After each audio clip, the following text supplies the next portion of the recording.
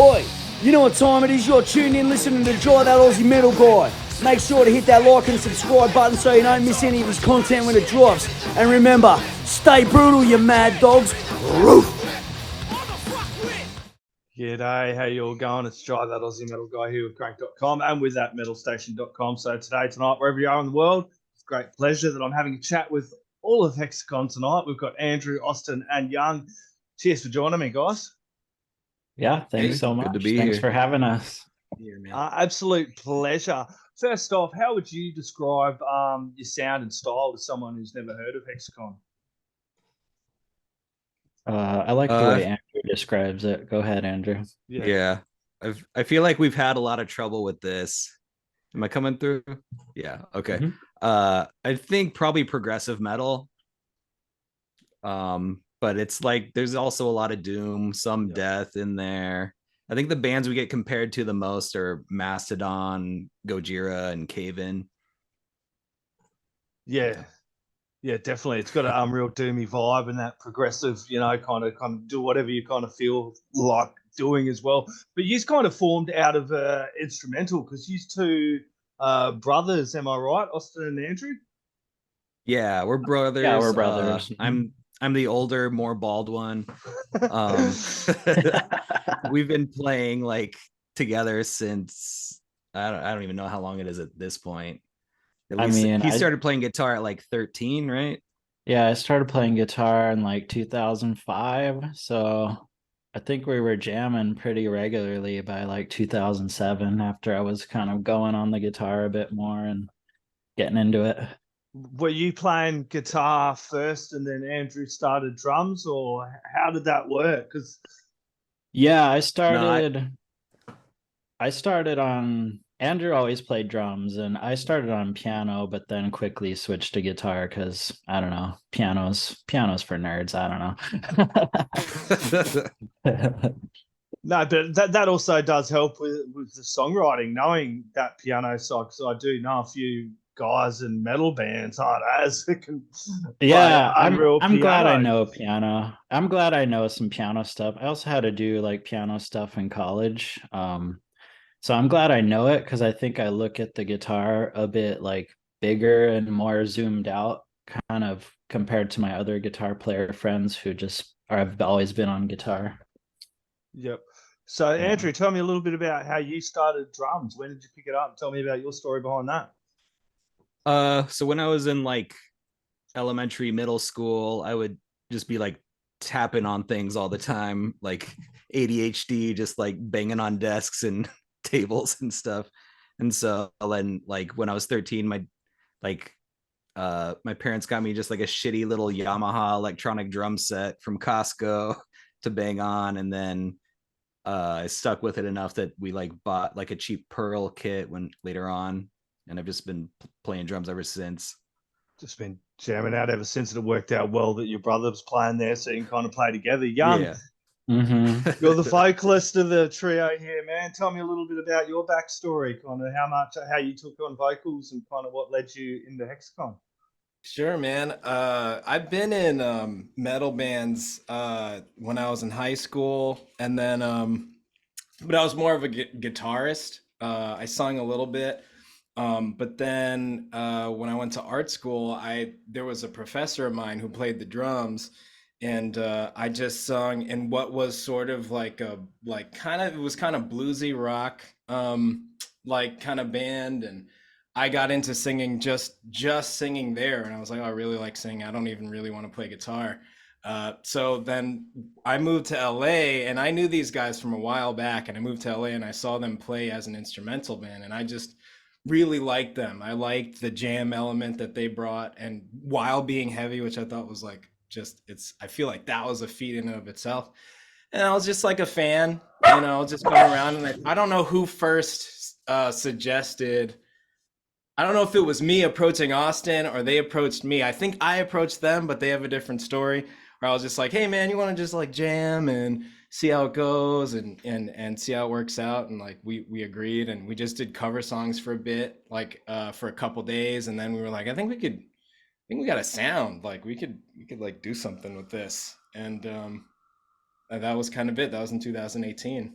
2018. So kind of get in there, throw covers down and go, oh no, this actually feels pretty good. Let's do some originals. I'm pretty keen though, guys, because like you have a really cool sound, like as you said, the doom there, but there's also elements of everything bloody else in there, which is really makes for a great listen. And I can't recommend that. Leave It All Behind, which is a great debut as well. But I'm pretty keen to hear some of the bands or people that have kind of inspired and influenced you guys as musicians. Yeah, I'll go first. I started out, I loved like when I first started playing, I loved like Van Halen, Iron Maiden, Metallica, kind of all the gateway bands for most people. And then Andrew started sprinkling in like heavier stuff for me. Like he showed me Mastodon, and then he sent me Gojira. He sent me like he used to work for Hydra Head Records, and he sent me some of their bands. So I loved like Boris and Cave In and more of these underground outfits. Botch is a cool one. So yeah, just kind of as I kept going, I kept getting deeper into more extreme stuff, and now I'm kind of trying to take all that into one big pot and mold it all together. Yeah, it must have been fun doing that side of things, Andrew, as well, because you do discover, like, even for me, sitting on this side of doing the media side of it, I hear so many great new bands coming up and through the underground metal scene. It's increasingly hard to keep up with it, but it's always a joy to hear bands. Like when I got this come across my desk, go, man, this is cool. I've never heard Hexicon. Then I jumped across and listened to some ANDRAUS, the instrumental project. It's always a joy. So it must have been a joy for you every day to work with these bands coming through and kind of as a musician, kind of open your eyes and ears a lot more as well, eh? Yeah, definitely. Like I've always been a huge music fan, like even like to the detriment of my social life, I think. And like even now I have like a huge just list of bands to check out that I'm always behind on. Like I feel like I'm always like at least 6 months behind on like new records I'm trying to check out and listen to. And like working at Hydra Head was incredible because like I feel like their catalog is like there are definitely multiple masterpiece records in that catalog, in my opinion, like records that like are like kind of life altering. Like Yezu is like such a huge like artist for me.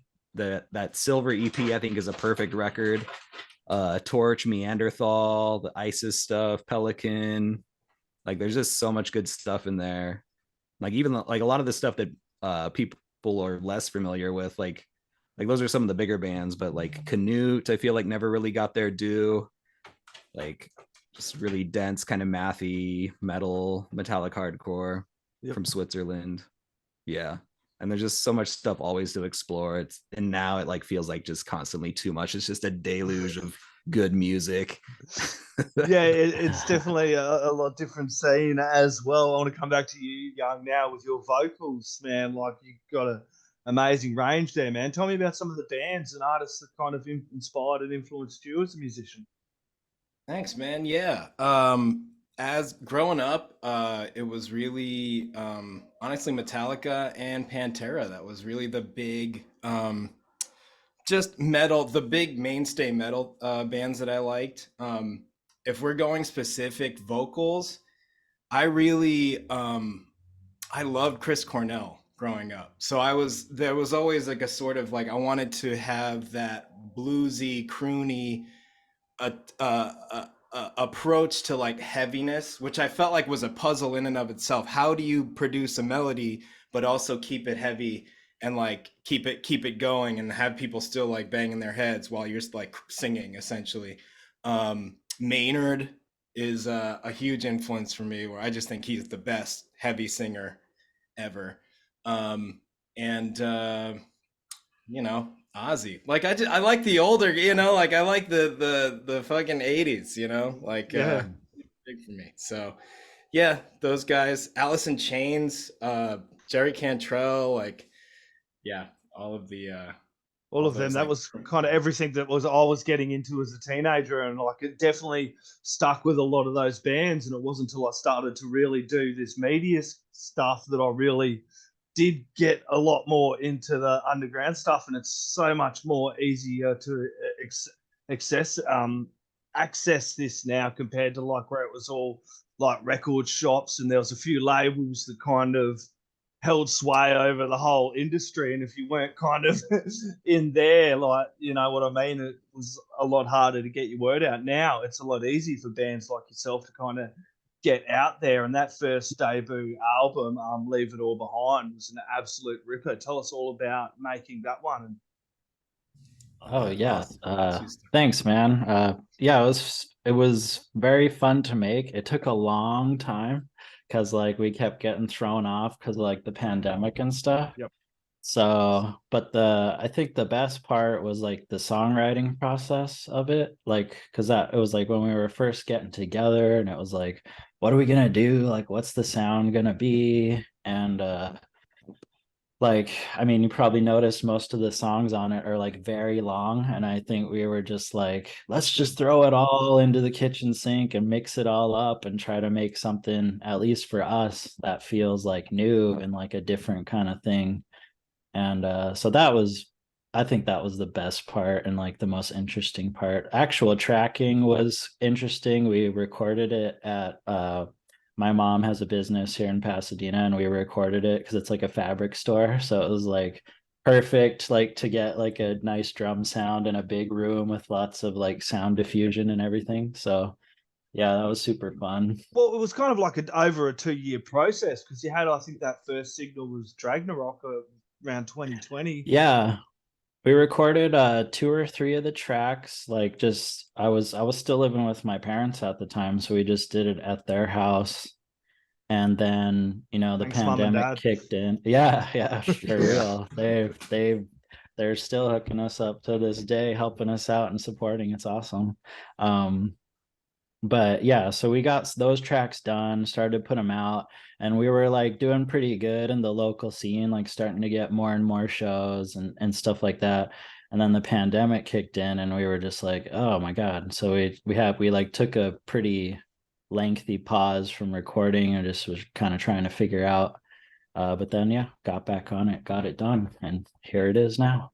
Yeah, I think a lot of bands were in that position as well. I've spoken to so many bands like now, and especially going through COVID. I think I spoke to more bands through COVID than I'd ever had in a bloody year because there was no more avenues to promote your music anymore. You just had to go talk shit to fucking people like me all over the place as well. But bands like yourself also had to work out, okay, then what's next?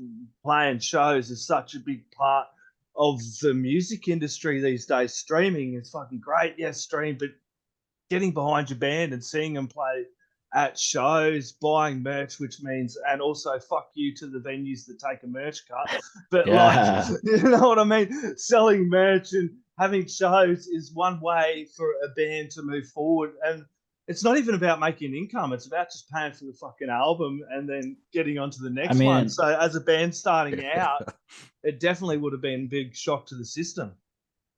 Yeah, I mean, it's when you're out, we've only done 1 tour so far, but it was kind of just about, okay, you know, let's just hope we can pay for this tour and not walk away like losing money.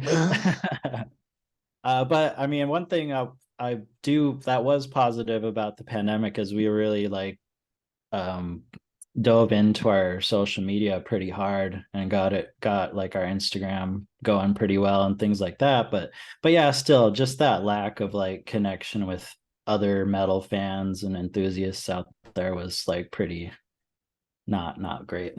yeah, I know. So yeah, show's coming back. I still want to just keep on Leave It All Behind for a little bit longer.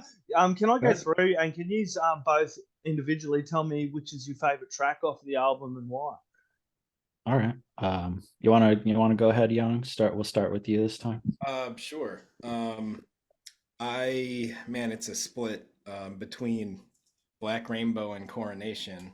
I'm gonna say Black Rainbow because when it all came out, when we had all the parts set up, and we had the big sort of hooky moments and we had the riffy moments and all the things came together, and I listened to it at the end, I really felt like this was the sort of like sonic manifestation of a mood that I've had for a long period of my life that it's hard to say, it's hard to describe it verbally, but just having the song play through, it kind of touches that mood. And so, yeah, I was in my car listening to it when it was finally done, and I just felt like, man, this is a great way to communicate a very complicated, complex mood that you could be in. It's like angry, sad, all these different things, and it can just be in one song. So I'll say Black Rainbow, but you know, it's a hard one to choose. But yeah, that's the one. It's a great track. Thank you. Go ahead, Andrew. I think for me, I think it's Ragnarok. It just like punches you in the face right from the beginning, and like I love that riff. Yeah. The only that is a really hard choice, honestly. The only other thing is on Black Rainbow, there is a part like when we were recording and mixing it, and like there's like this kind of crescendo part where we add in a bunch more voices and a little bit of synth and stuff. And like the first time I heard that mix, it like kind of gave me chills, which like has never happened with my own music before. Yeah. But I think I gotta say Ragnarok just because it like knocks you out. Yeah, it's a killer track to open up with off of that album. For me, it was like I didn't jump straight into the Emerald Queen when it was sent over. I wanted to jump into that album, then listen to the Emerald Queen as well. And that Ragnarok just delivers that, as you said, a nice punch at the start of the album there. Yeah. Awesome. Thanks. Yeah, for me, I have like two perspectives on this. Like the funnest one to create, I think, was probably Black Rainbow. Just like we had finished 2 songs and we were like, okay, we've got like our footing with like how we can get this done and be like more efficient recording. And so like from that song on, it like started to go really smooth. But in terms of end product, like finished recordings, I think I like Coronation a lot. It's just kind of, it's the whole intro is like very chaotic and kind of, I don't know, I really liked the effects I stumbled onto for that part.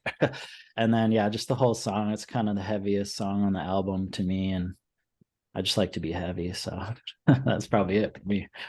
Yeah, I love good epic too, and not fucking, as you said, the tracks were long, but I love, as I just said, a good epic. And Young mentioned, he said he was listening to it in the car, like listening to a doom metal album. For me, headphones are in the car, a couple of the best places to do it, because you can actually totally lose yourself in that album. And I love those moments of kind of interlude when it plays through into dissection and then magnesteric flow, and then to leave it all behind the part 1 as it starts into part 2. We kind of have those moments of introspection where it brings you back into the album, because you kind of, when you're putting on an album like this, I do get lost in the music a bit, and that's in part I feel to the artists like yourselves who are able to make this music where you can not only get lost in the music, but you can get lost in your thoughts through the bloody music as well. So it does so much.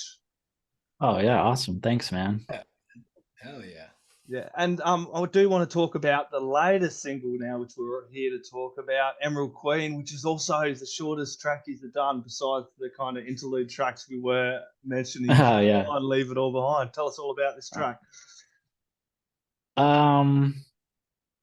It started out, I just, on a whim, I bought an 8-string guitar, like one popped up on Facebook Marketplace for like next to nothing.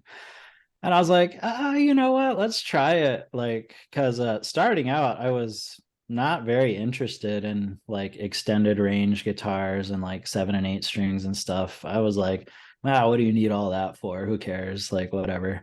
But then, you know, I acquired some and started getting into it. And yeah, I just started out, the intro riff, pretty much the first thing I ever came up with on an 8-string. And I had a, you know, simultaneous goal of like, let's do something a bit shorter, to the point, you know, heavier hitting. And I came up with the initial riffs. We got together and they were into it, and we just went to work. And Young was like, I'm gonna go heavier with the vocals. And yeah, it just started to take shape into this heavier thing that more than we've done before.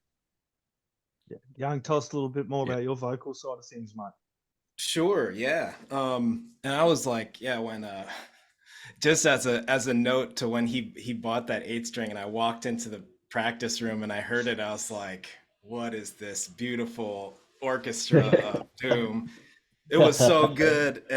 Yeah, because I'm a big fan of Mick Gordon and the Doom soundtracks. I'm a big I just like Doom growing up, and it sounded like that fucking just shit from hell, you know. So anyway, big fan of that. But yeah, I with the vocals, I had been listening on between our first album and this single. I'd listened to a little bit more of the specifics of how people mix vocals in heavy music, and I got caught on some Gojira tracks where they were really really pushing the heavy end, but then mixing in a little bit of melody also on the low end. And so you get a little bit of a melodic through line, but you have the hammer of the heavy vocals also. So that was kind of the goal that I wanted. I wanted there to be a through line of some kind of something to catch on to melodically, but then like really just the hammer of when it gets heavy, just go heavy. So it's just a lot of yelling. I had done ayahuasca right before that, so a lot of those lyrics are sort of let's say astral in nature and very illustrative of that kind of experience. Oh yeah, dude. And Andrew, you're able to create such a huge sound being a trio. You don't miss anything at all. That's one thing with Hexicon. I also noticed the sound. It's perfect the way it is, and you do such a good job being able to create that big sound. Yeah, I'm really proud of like how heavy we are for only having like 2 instruments. You don't miss it. We don't have all. a bass. Yeah. We found like little tricks to like bring in a lot more low end, and it definitely affects like how I play. Like in our previous band also, like I play a lot more toms because there's like more space for that.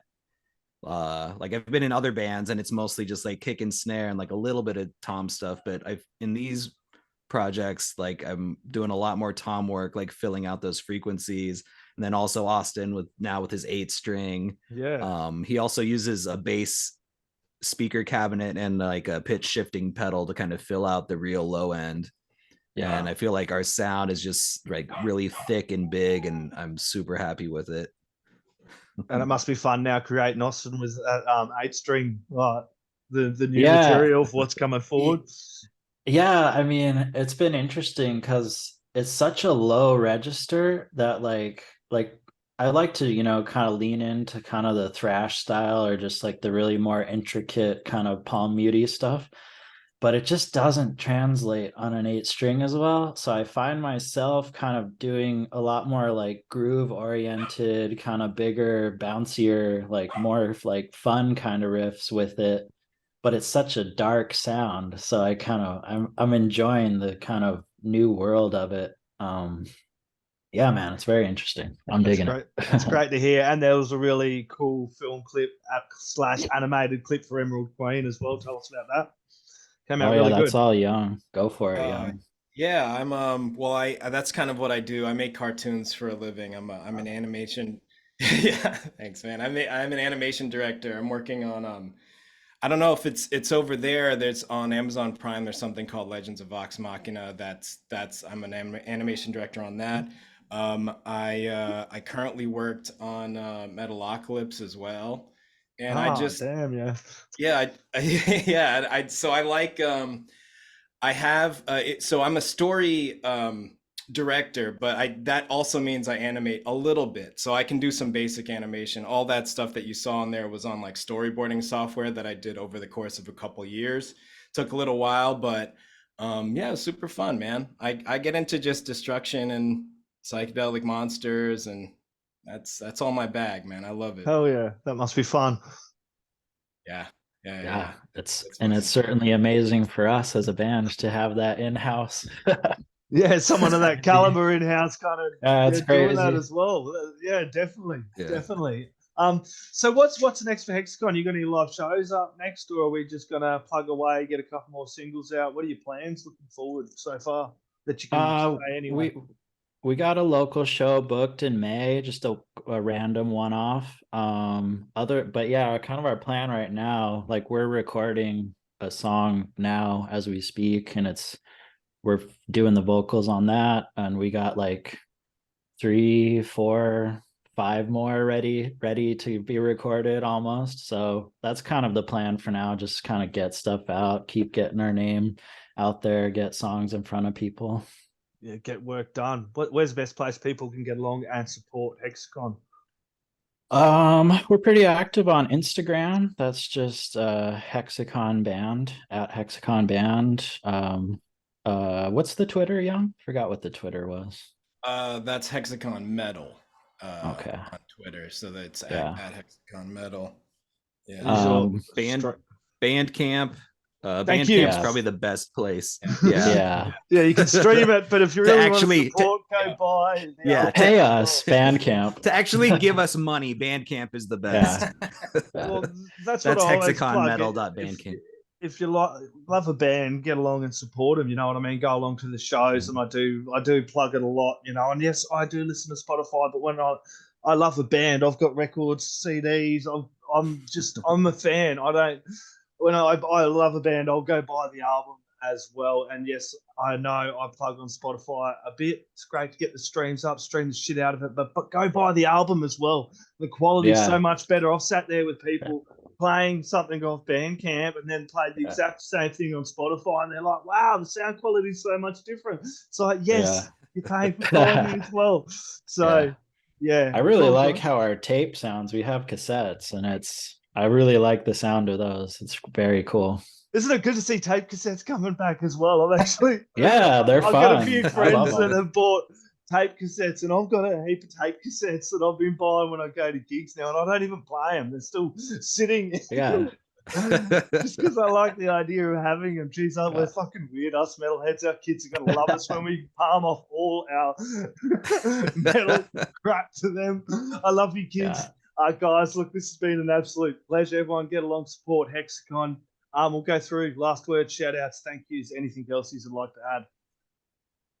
I don't know, boys. What do you got? Just nice to talk about our music with you, man. Thanks for having us on. We're working on another single. Do you guys want to? Do we want to do anything about that yet? Do we want to reveal anything? Just go watch the Emerald Queen video on YouTube. Watch the Emerald Queen video. Yeah. Buy some stuff on Bandcamp. Loop us on Spotify with your speakers off. Pump up our Spotify number while you sleep. Get our plays up. I just wanted to thank you, Jai. This is kind of our first official interview with somebody that we are not already familiar with or know personally. So it's very cool for us to achieve this and beyond to talk about our music. So thanks so much, man. No, absolute pleasure. I cannot recommend Hexicon enough. That Leave It All Behind album was an absolute ripper. I know I'm going to be cranking that one up a bit. Emerald Queen is the latest single. Get along, like, subscribe, buy some merch off Bandcamp, and crank it really loud for the neighbours. Cheers, guys. All right. Thanks, man. Cheers. Oi, you're tuned in to Jai, that Aussie metal guy, so make sure to hit that like and subscribe button so you don't miss any of his sick content. And remember, stay brutal, you legend.